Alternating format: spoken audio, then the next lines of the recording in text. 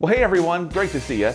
You read the title correctly. This is the end of the layout as we know it after 3 years of construction. You can take a look here at my Sedalia Subdivision layout. All my engines and cars are packed away. All the details, the buildings, scenery, long gone right here. And next, the bench work is coming down. I promise it's all for a very good and exciting cause, and I'll explain all of that right here.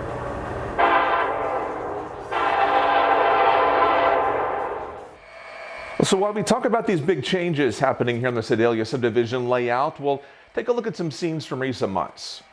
Well, if you've been with us for a while, you may recall me mentioning several times, especially during the super hot and cold months, that my two-car garage doubles as my layout room. And so all along I'd been building things in mind with a future move to a house, preferably one with a basement that would give me more room for a larger layout. I was also needing to find a good place that was closer to my workplace to cut down on my commute and allow me to get into work faster when I'm needed. Well, the good news is I finally found a brand new basement that just happens to have a house on top, thankfully. And so now the big move begins. Well, so it's obviously going to take me a few weeks when I make this move to get the layout set back up and running. Before I even expand anything, we'll try to get these original parts back up right here.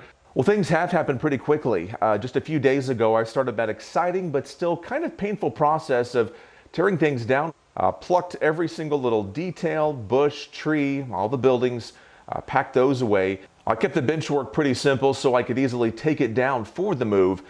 One of the things I did do was lay the flex track down in full segments, so I'll have to cut those at the joints between the modules that I have.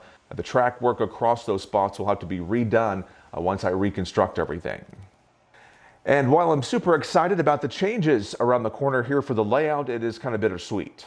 Well, I'll be using as many parts of this layout in the expansion that I can when I get to my new place.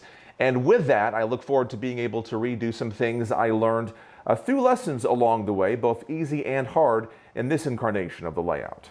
There's certainly little parts of the layout when I look at it, I think, well, if I could do that over again, I would do it this way. Well, this is my chance, a fresh start, to make some of those changes heading forward. So it's likely going to take me a few weeks after my move to get set back up.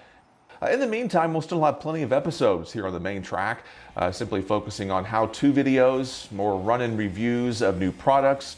We'll also have some layout tours of other area clubs and home layouts if we can. I'd love to show you some of those. And we'll also have some railfan videos. You may recall our original focus years ago here on the main track were real-life trains.